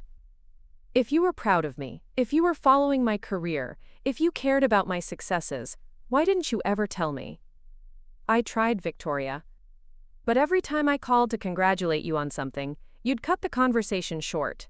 Every time I asked about your work, you'd give me minimal answers and change the subject. Eventually, I got the message that my interest in your life was unwelcome. But I thought you didn't care. I thought you disapproved of my choices, my priorities, my lifestyle. I never disapproved of your success, sweetheart. I was concerned about the cost of that success. The way you seemed to cut ties with anything that didn't advance your career, including family relationships. But I've never been anything but proud of your professional achievements." Victoria stood up and walked to my office window, which looked out over the vegetable garden where I'd spent so many hours thinking about her, worrying about her, missing her. "So when I was telling Thomas about how little you understood about my life, how irrelevant your opinion was, you were actually documenting every detail you could find?" "Yes." "When I was describing you as someone who'd given up on having a meaningful life, you were writing letters congratulating me on mine?" "Yes." "When I was planning to fake my way through this reconciliation just to get the inheritance, you already knew about every major event in my life for the past 15 years?" "Yes." Victoria turned back to face me, her expression a mixture of shame, wonder, and something that might have been relief. "Why are you showing me this now? After what you heard today, after knowing that I came here under false pretenses, why would you share something so intimate?" I took a deep breath, knowing that what I said next would determine the course of our relationship for years to come. "Because I want you to understand that love doesn't require perfect reciprocation, Victoria. I want you to know that a mother's pride in her child doesn't depend on that child's appreciation or acknowledgement. And I want you to see that the woman you've been dismissing as irrelevant has actually been paying closer attention to your life than anyone else." She sat back down, clutching the folder. "I feel like such a horrible person." "You're not a horrible person. You're a person who made choices that protected your career at the expense of your relationships. Those aren't the same thing. Aren't they? What kind of person treats their mother the way I've treated you? A person who was hurt by her parents' divorce, who felt caught between competing loyalties, who decided that emotional distance was safer than vulnerability. A person who absorbed some toxic ideas about what constitutes success and value." Victoria was quiet for several minutes, processing everything I'd said. When she finally spoke, her voice was small and uncertain. "What happens now? With the inheritance, I mean." It was the question I'd been dreading and anticipating since Helen's lawyer had first called. Victoria's future financial security was in my hands, and I had to decide whether her recent honesty and vulnerability represented genuine change or just another strategy for securing the money. "I don't know yet," I said honestly. "Helen's conditions require me to certify that you've demonstrated meaningful reconciliation and ongoing commitment to our relationship. After today, I'm not sure how to evaluate that." "Because you don't trust that any change is genuine?" "Because I don't think 7 weeks is enough time to undo years of damage, regardless of how sincere your intentions are. And because having $12 million hanging over our heads makes it impossible to separate authentic emotion from financial motivation." Victoria nodded slowly. "That's fair. If I were in your position, I wouldn't trust me either." "It's not about trust, Victoria. It's about time and proof, and the complexity of real change. You've admitted that you came here planning to manipulate me into signing the inheritance papers. You've acknowledged years of dismissive treatment and casual cruelty. Now you're saying you want to change. You want to rebuild our relationship. You've remembered what it means to have a mother. But how do I know this isn't just a more sophisticated manipulation?" "You can't know," she said quietly. "That's what makes Helen's test so cruel. She created a situation where genuine change and strategic performance look exactly the same from the outside. We sat in silence, both of us contemplating the impossible position Helen had put us in. The inheritance was both the motivation for Victoria's presence and the obstacle to trusting anything she said or did. "Can I ask you something?" Victoria said finally. "Of course. What would you need to see from me to believe that the change was real? If there was no time pressure, no inheritance involved, no legal documentation required, what would convince you that I genuinely wanted to repair our relationship?" The question forced me to think beyond the immediate crisis to what authentic reconciliation might actually look like. "Consistency over time," I said after considering her question carefully. "Not grand gestures or dramatic proclamations, but small, consistent actions that demonstrate you value our relationship. Regular communication that isn't triggered by crisis or need. Genuine interest in my life, my thoughts, my experiences. Recognition that love isn't just about obligation, but about mutual respect and consideration." And how long would that take to establish? I don't know. Years, probably. The damage didn't happen overnight, and repairing it won't either. Victoria nodded, accepting the reality that meaningful change couldn't be accomplished within Helen's arbitrary timeline. "What if I told you I don't want the inheritance?" she said suddenly. I stared at her, certain I'd misheard. "What?" "What if I told you that these past few weeks have shown me that $12 million isn't worth the corruption of trying to perform authentic emotion? That I'd rather walk away from the money than have you question every gesture, every conversation, every expression of care for the rest of our lives?" "Victoria, that's $12 million. That's more money than most people can even comprehend. It's also a poison that's infected every interaction we've had since Helen died. You can't trust anything I say or do because you know how much I stand to gain from your approval, and I can't trust my own motivations because I know how much I need your signature." She stood up again, pacing around my small office with nervous energy. Helen thought she was teaching me a lesson about family values, but what she actually taught me is that putting conditions on love destroys it. She made our relationship transactional in the worst possible way. "You can't just walk away from $12 million, Victoria." "Can't I? What's the alternative? Spend the next 4 weeks trying to convince you that my change of heart is genuine, while you wonder if I'm just getting better at manipulation? Sign papers that we both know document a performance rather than authentic reconciliation? Take money that will always represent the price I was willing to pay for your approval?"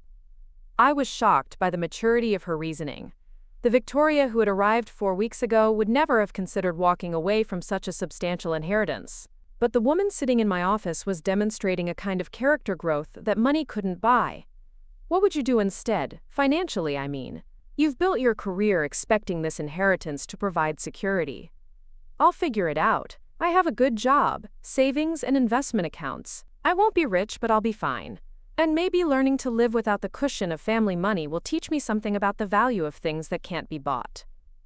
Victoria turned to face me directly, her expression more serious than I'd ever seen it. "Mom, I want to propose something different. Something that isn't about Helen's conditions or legal requirements or inheritance documentation." "What?"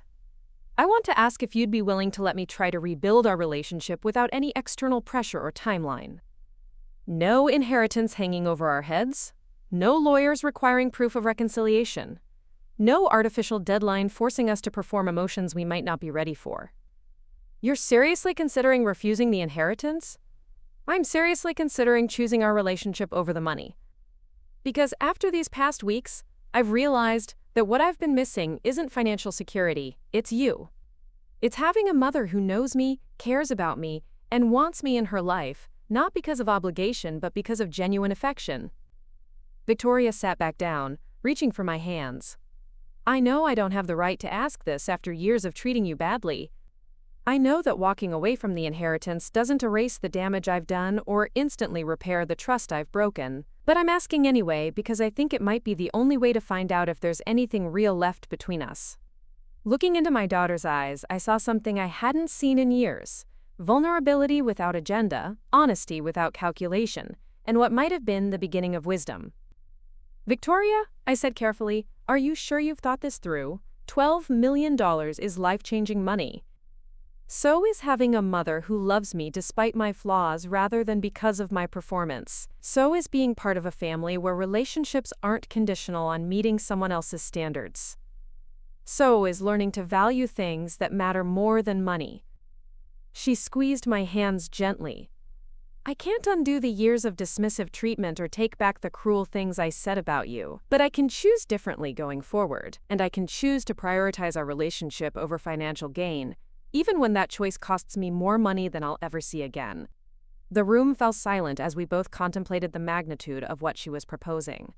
Victoria was willing to walk away from generational wealth, to preserve the possibility of authentic reconciliation with me.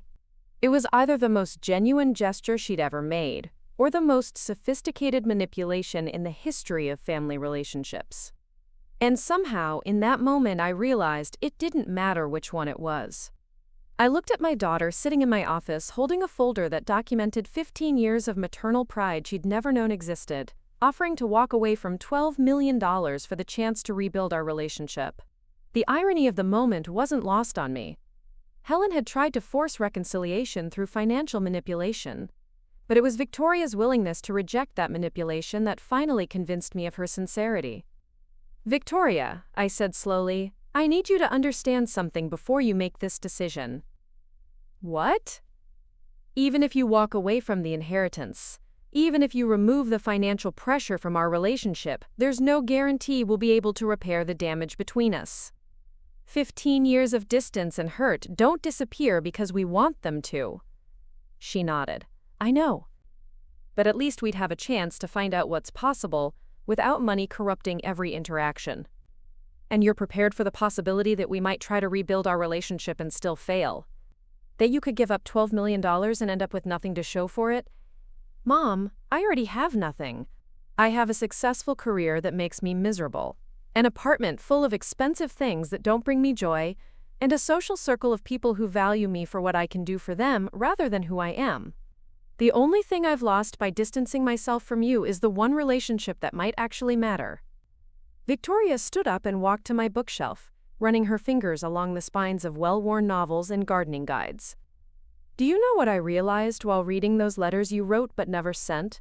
You know me better than anyone else in my life, even from a distance. You've been paying attention to my achievements, understanding my struggles, celebrating my successes, all while I was dismissing you as irrelevant. I'm your mother, Victoria. That's what mothers do. No, it's not. That's what good mothers do. That's what mothers who love unconditionally do. And I've spent years taking that love for granted while pursuing relationships with people who see me as useful rather than precious. She turned back to face me, and I could see tears in her eyes again. I want to try to become someone worthy of the mother I already have, rather than continuing to chase approval from people who will never care about me the way you do. The words hit me like a physical blow, not because they were hurtful, but because they were exactly what I'd been hoping to hear for years. Victoria was finally understanding the difference between conditional and unconditional love, between relationships based on utility and relationships based on genuine care. Are you absolutely certain about walking away from the inheritance? I'm certain that I want to choose our relationship over money. I'm certain that I want to learn to value things that can't be bought or sold or documented in legal papers. I'm certain that Helen's test was poisoning any chance we had for authentic reconciliation. Victoria came back to her chair, sitting down with the decisive energy of someone who had finally made peace with a difficult decision. Will you call the lawyers with me? Will you help me formally decline the inheritance so we can start over without Helen's conditions hanging over us? I studied my daughter's face, looking for any sign of uncertainty or hidden agenda. What I saw was someone who had finally grown into the woman I'd always hoped she might become, someone capable of choosing principle over profit, relationship over recognition, love over leverage. Yes, I said, I'll call them with you. The conversation with Andrew Morrison was surreal. Victoria explained her decision to decline the inheritance with the same professional competence she brought to her legal work, answering his questions about her mental state and understanding of the financial implications with calm certainty. Mrs. Williams, I have to advise you that this is an irrevocable decision, Morrison said through the speakerphone. Once you formally decline the inheritance, there's no legal mechanism to reclaim it. The funds will go to the alternate beneficiaries designated in the trust. I understand completely, Victoria replied, and I'm certain this is what I want to do. May I ask why? This is a substantial sum of money. Victoria looked at me before answering. Because some things are worth more than money, Mr. Morrison. And I'd rather have the possibility of an authentic relationship with my mother than the certainty of wealth that came at the cost of that relationship. After we hung up, Victoria and I sat in my office processing what had just happened. In the span of one phone call, she'd walked away from more money than most families see in generations. How do you feel? I asked. Terrified, she said honestly, and relieved, and hopeful in a way I haven't felt in years. Terrified of what?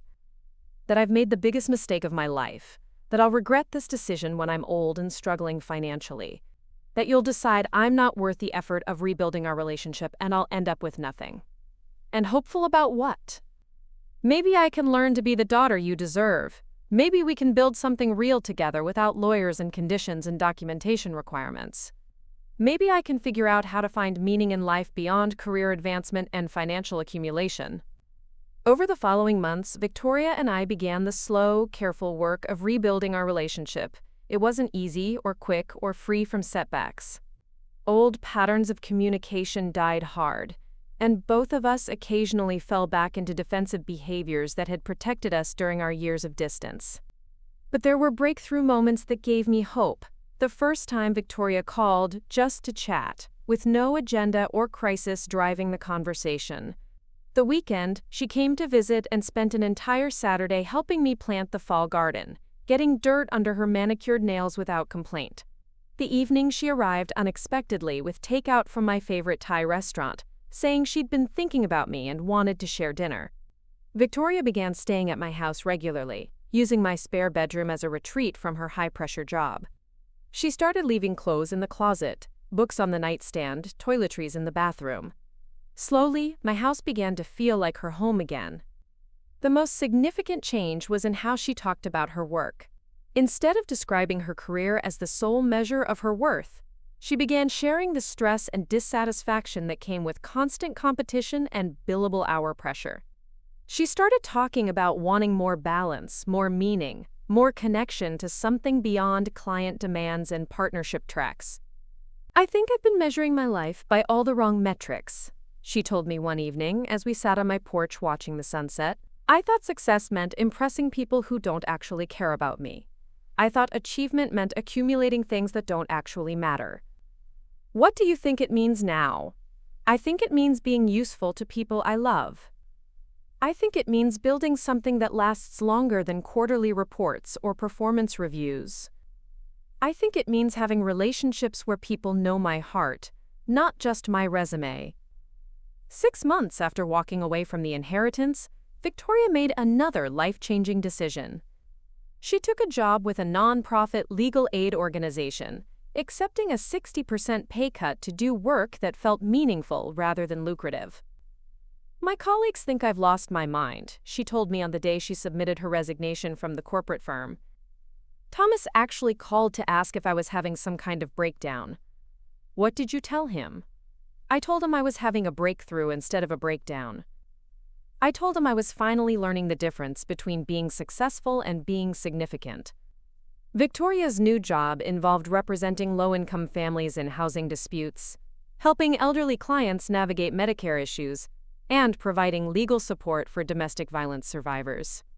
It was demanding work that paid a fraction of her previous salary, but it gave her something she'd never found in corporate law: the satisfaction of knowing her skills were making a genuine difference in people's lives. I actually look forward to going to work now, she told me during one of our weekly phone calls. I wake up thinking about my clients rather than my billable hours.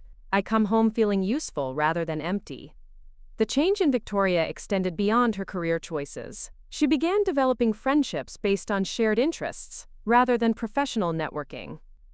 She started volunteering at a local literacy center, inspired by my work with adult learners. She took cooking classes, joined a hiking group, and even started her own small garden on the balcony of her apartment. I'm learning to measure my worth by how much I contribute rather than how much I accumulate, she explained when I asked about all the changes in her life. A year after declining the inheritance, Victoria surprised me by asking if I'd be willing to co-teach a workshop at the community center about intergenerational relationships. She wanted to share what we'd learned about rebuilding family connections after years of distance and misunderstanding. "Are you sure you want to be that public about our story?" I asked. "I think our story might help other families who are struggling with similar issues. Besides, I'm proud of what we've built together. I want to celebrate it rather than hide it." The workshop was more successful than either of us had anticipated. We had mothers and daughters, fathers and sons, grandparents and grandchildren, all trying to bridge gaps that had developed over years of miscommunication and divergent values. Victoria talked about the toxicity of measuring family relationships by external standards of success. I shared what I'd learned about loving someone unconditionally, even when that love wasn't reciprocated. The hardest part, Victoria told the group, was admitting that I'd become someone I didn't actually like. I'd spent so many years trying to impress people that I'd forgotten how to simply be genuine with the people who already loved me. An elderly man in the front row raised his hand. "But how do you know when change is real versus when someone is just telling you what you want to hear?" Victoria looked at me before answering. "You don't know for certain. That's what makes rebuilding relationships so risky. But I think the willingness to be vulnerable, to give up something valuable for the possibility of connection, is usually a good indicator of sincerity." After the workshop, Victoria and I drove back to my house together, both of us emotionally drained but satisfied with how the evening had gone. "Do you ever regret it?" I asked as we sat in my kitchen sharing a late dinner. "Giving up the inheritance, I mean." Victoria considered the question seriously. "Sometimes I wonder what my life would look like with that kind of financial security. But then I think about who I was becoming when money was my primary motivation, and I remember why I walked away." "Who were you becoming?" "Someone who valued transactions over relationships. Someone who measured everything by what it could do for my advancement, rather than what it contributed to my happiness or the well-being of people I cared about. Someone who was successful but not significant." She paused, sipping her tea thoughtfully. "Helen thought she was teaching me about family values by holding the inheritance hostage, but what I actually learned was that relationships based on conditions aren't relationships at all. They're contracts, and I had enough contracts in my life." 2 years after the inheritance drama, Victoria met David Chen at the Literacy Center where we both volunteered. David was a social worker who spent his free time teaching English to recent immigrants. He was kind, thoughtful, and completely unimpressed by Victoria's professional credentials or family connections. "He likes me for who I am, not what I can do for him," Victoria told me after their third date. "It's the first relationship I've had where I don't feel like I'm auditioning for approval." Watching Victoria fall in love with someone who valued her character over her achievements was one of the most gratifying experiences of my life as her mother. David appreciated her intelligence and drive, but he was equally drawn to her capacity for kindness and her commitment to meaningful work. When they got engaged a year later, Victoria asked if they could have the wedding in my backyard garden. "This is where I learned to value growing things over acquiring things," she said. "It feels like the right place to start a marriage." The wedding was small and intimate, nothing like the elaborate society event Victoria might have planned in her previous life. We strung lights through the fruit trees, set up tables among the vegetable beds, and celebrated with a simple dinner made largely from things we'd grown ourselves. During her toast, Victoria stood among the tomato plants and sunflowers and said something that brought tears to my eyes.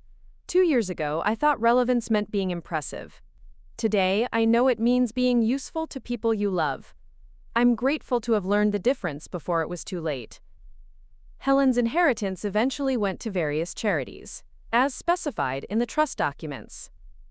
The women's shelter where Victoria had begun volunteering received a substantial donation that allowed them to expand their legal aid services. The Literacy Center, where we both worked, got funding for new programs. The botanical gardens Helen had loved inherited enough money to establish a scholarship program for low-income students studying horticulture. Helen got her wish after all, Victoria observed when we learned about the charitable distributions. Her money ended up supporting meaningful causes instead of just making rich people richer. Do you think she anticipated that you'd walk away from the inheritance? I think she hoped I would, but wasn't sure I had the character to do it. I think the whole test was designed to force me to choose between money and relationships, and she probably would have been proud of the choice I made. 3 years after calling me irrelevant, Victoria had become the most relevant person in my life. We talked several times a week, visited regularly, and had developed the kind of adult friendship I'd always hoped we might have. She brought me grandchildren to spoil, David's nieces and nephews who called her Aunt Victoria and treated me like an honorary grandmother. We gardened together, cooked together, and shared books and ideas and dreams for the future. The woman who had once dismissed my volunteer work as meaningless now served on the board of 3 nonprofit organizations. The daughter who had mocked my contentment with simple pleasures had learned to find joy in quiet moments and small accomplishments. The person who had valued me based solely on what I could contribute to her advancement had become someone who loved me for who I was, rather than what I could provide. Looking back, I realized that Helen's inheritance scheme was both cruel and brilliant. She forced Victoria to confront the person she'd become and choose whether she wanted to change. She put me in the impossible position of judging my daughter's sincerity while holding her financial future in my hands. She created a situation where love had to be proven and documented and certified by lawyers. But in the end, the most important part of Helen's test wasn't about the money at all. It was about whether Victoria could learn to value relationships over transactions, whether she could choose vulnerability over protection, whether she could prioritize connection over accumulation. The $12 million was just the price Helen was willing to pay to find out if her granddaughter had the capacity to grow into someone worth knowing. As it turned out, she did, and the woman who had once called me irrelevant became the most precious part of my very relevant life. Sometimes the most valuable inheritances are the ones we choose to walk away from. Sometimes the greatest gifts are the relationships we're brave enough to rebuild. And sometimes the most meaningful transformations happen not because we're forced to change, but because we finally understand what we've been missing all along. Victoria learned that some things are worth more than money. I learned that unconditional love sometimes requires unconditional patience. And together we learned that family relationships, like gardens, require consistent tending, but can bloom more beautifully after surviving the harshest seasons. The story began with inheritance and irrelevance. It ended with insight and connection, and the kind of love that doesn't require lawyers to document or money to validate. Helen would have been proud. 5 years after Victoria walked away from $12 million, I received an unexpected phone call from Andrew Morrison, the lawyer who had originally handled Helen's estate. "Mrs. Chen Williams, I hope you don't mind my reaching out after all this time. I have some information I think you and Victoria should know about Mrs. Williams' true intentions with the trust." I was in my garden, as usual, preparing the beds for winter planting when his call came through. "What kind of information, Mr. Morrison?" "I recently found a sealed letter in Mrs. Williams' papers, one she left with specific instructions that it would only be opened 5 years after her death. The contents, well, they cast her actions in a rather different light. Victoria happened to be visiting that weekend, helping me harvest the last of the season's tomatoes. When I told her about Morrison's call, her face went through a complex series of emotions. A secret letter? Even from beyond the grave, Helen has one more surprise for us. Morrison arrived that afternoon carrying a manila envelope with Helen's distinctive handwriting across the front, to be opened only if Victoria Chen Williams declines the inheritance and demonstrates genuine reconciliation with her mother. "She knew," Victoria said, staring at the envelope, "she knew I would walk away from the money." Morrison nodded. "It appears Mrs. Williams was more perceptive about your character than any of us realized. She left this letter specifically because she believed you would choose your relationship with your mother over financial gain." Victoria's hands were shaking as she opened the envelope. Inside was a single sheet of Helen's personal stationery, covered in her elegant script. "My dear Victoria, if you are reading this letter, it means you have done something I hoped for but wasn't certain you had the strength to accomplish. You chose love over money. Relationship over recognition. Character over cash. I am prouder of you at this moment than I have ever been. The truth is, the inheritance was never really a test of whether you could earn Margaret's forgiveness. It was a test of whether you could forgive yourself for the person you had become. The woman who called her mother irrelevant, who dismissed genuine love in favor of shallow achievements, who measured worth by bank balances rather than heart balances. That woman needed to die so the real Victoria could be reborn. I watched you struggle for years with emptiness that no amount of success could fill. I saw you building walls around your heart to protect yourself from vulnerability, not realizing that those same walls were keeping out the very connections that could have brought you joy. I knew that conventional wisdom and gentle guidance would never penetrate your defenses. You needed a crisis that would force you to confront who you had become. The money was always meant to be a mirror, Victoria. It was designed to show you the difference between conditional and unconditional love, between relationships based on utility and relationships based on genuine care. Your mother documented your achievements for 15 years, while you dismissed her as irrelevant. She loved you unconditionally, while you loved her only when convenient. The inheritance conditions simply made that dynamic impossible to ignore. I never expected you to grovel or perform or prove your worthiness through artificial gestures. I expected you to discover that some things, the most important things, cannot be bought, sold, traded, or negotiated. I expected you to learn that your mother's love was not a commodity to be earned, but a gift to be treasured. The $12 million you walked away from was never the real inheritance, my dear girl. The real inheritance was the capacity for genuine relationships, the ability to choose principle over profit, the wisdom to understand that wealth without love is just elaborate poverty.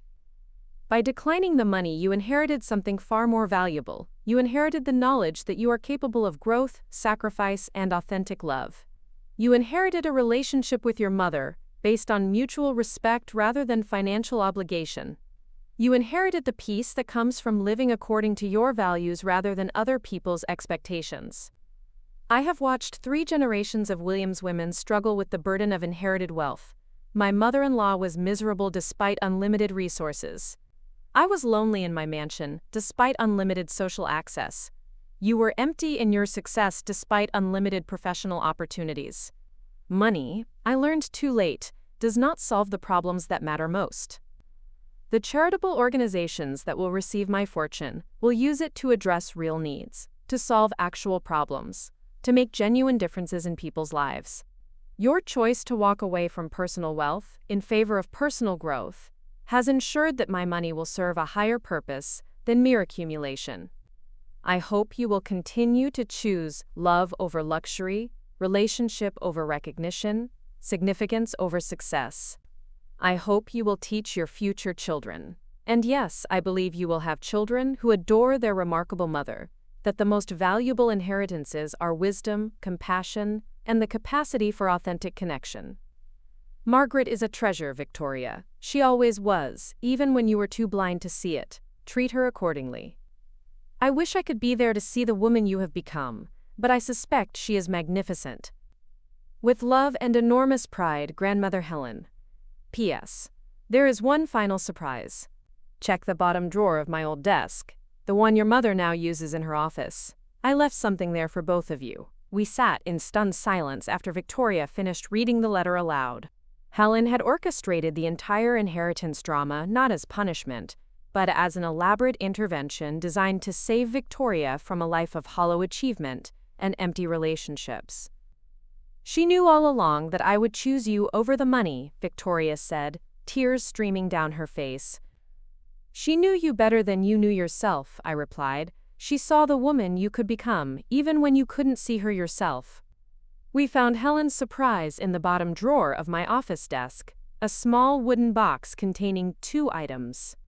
The first was a bank account statement showing a modest trust fund worth $50,000 established for Victoria's true inheritance to be used for purposes that bring joy rather than status. The second was a photograph from Victoria's 8th birthday party, showing her, Helen, and me in my kitchen, all 3 of us covered in flour from baking her birthday cake together. On the back of the photograph, Helen had written, "3 generations of strong women who love each other, even when they forget how to show it." "She left us money after all," Victoria said, examining the bank statement. "She left us something better than money," I corrected. "She left us proof that love can survive years of neglect and still bloom when tended properly." Victoria used Helen's true inheritance to establish a scholarship fund for first-generation college students pursuing careers in public service. "Grandmother was right," she said when we set up the fund. "Money should serve a purpose beyond personal accumulation." The following year, Victoria and David decided to buy a house. Not in San Francisco, where property values would have consumed all their savings, but in Healdsburg, just 10 minutes from my home. They found a small craftsman bungalow with a large backyard, perfect for the garden Victoria wanted to plant. "I want our children to grow up knowing their grandmother," Victoria explained when they announced their decision to move north. "I want them to learn about growing things, about community involvement, about finding joy in simple pleasures. I want them to inherit the values you've taught me, not just money or property." Their first child, Helen Margaret Chen, was born on a Tuesday morning in spring, during the same week I was planting the year's tomato seedlings. Victoria insisted on giving her daughter both grandmothers' names, honoring both the woman who had taught her about transformation and the woman who had modeled unconditional love. "She's going to call you Nana," Victoria said, placing the baby in my arms for the first time. "And she's going to grow up thinking it's completely normal for mothers and daughters to talk every day, to share meals regularly, to support each other's dreams." Little Helen grew up thinking my garden was her personal playground, that volunteer work was what adults did for fun, that books were treasures to be shared, and that family meant people who showed up consistently, rather than people who shared DNA. By the time she was 3, she could identify tomato hornworms, knew the names of local birds, and understood that Nana's house was always available for comfort, cookies, and unconditional acceptance. Victoria's second child, a son they named James Robert after both grandfathers, inherited his mother's analytical mind and his father's compassionate heart. He grew up assuming that career success meant helping other people, that wealth was something you shared rather than hoarded, and that the most important conversations happened around kitchen tables over home-cooked meals.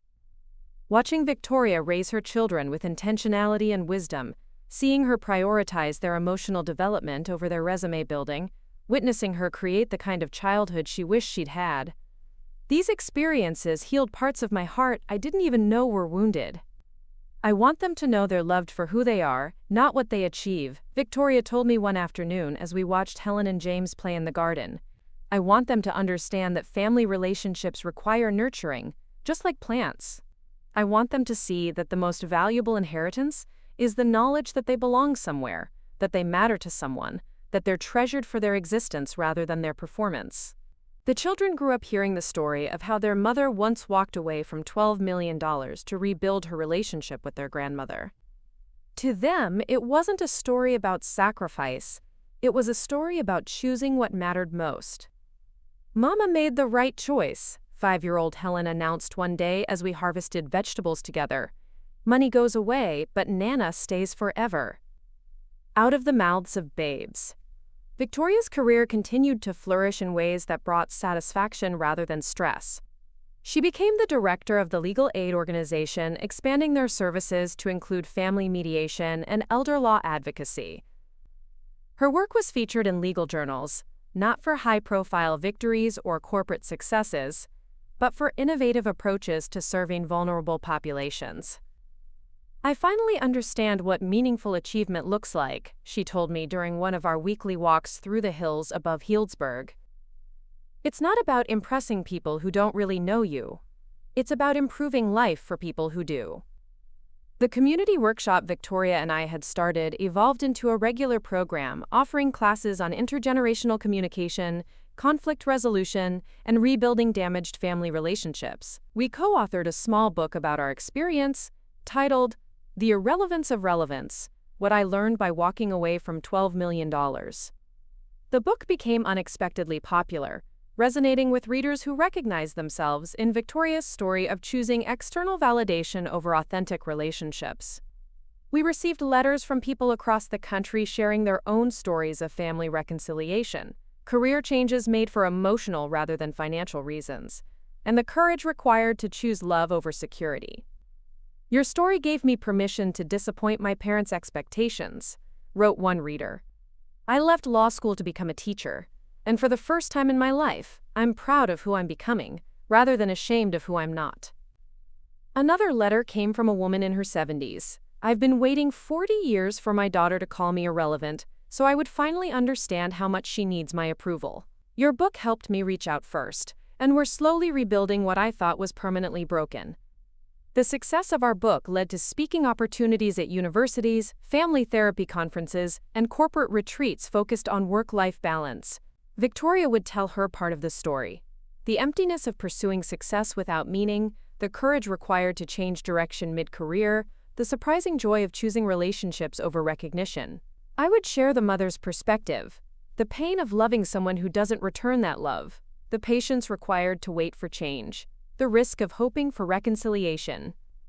Together, we would conclude with the lesson that had transformed both our lives. Authentic relationships require vulnerability, genuine love cannot be earned through performance, and the most valuable inheritances are wisdom, compassion, and the knowledge that you matter to someone regardless of your achievements. The question isn't whether you're relevant to society, Victoria would tell our audiences.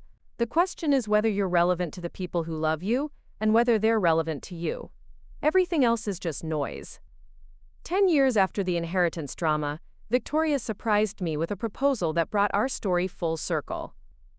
"Mom, how would you feel about co-teaching a college course with me? Introduction to Family Systems and Communication. Half social work theory, half lived experience, completely focused on practical skills for building authentic relationships."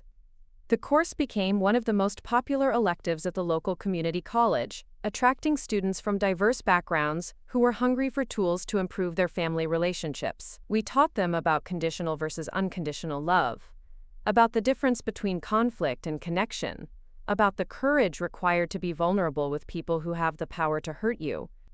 But mostly, we taught them what we had learned: that family relationships are not accidents of birth but choices we make every day, that love is a verb requiring consistent action, and that the most meaningful transformations happen when we're brave enough to choose growth over comfort, connection over control, and authenticity over approval.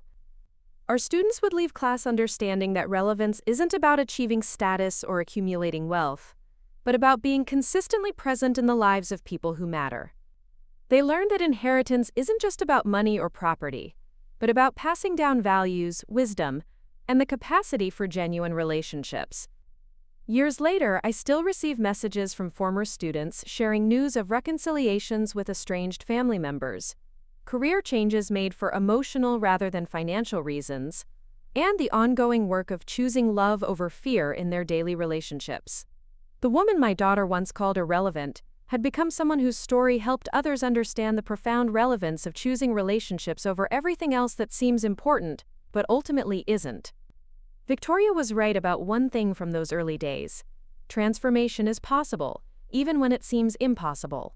But what she learned, and what I learned alongside her, is that the most meaningful changes happen not because we're forced to transform, but because we finally understand what we've been missing all along.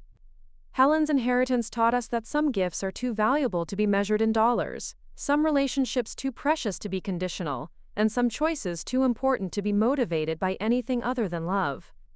In the end, that might be the most relevant lesson of all. Looking for more? We've got 2 amazing stories ready for you right on screen. If this one touched you, these are absolutely worth your time. Click to watch them now. And hey, subscribe and hit that bell to never miss our latest uploads.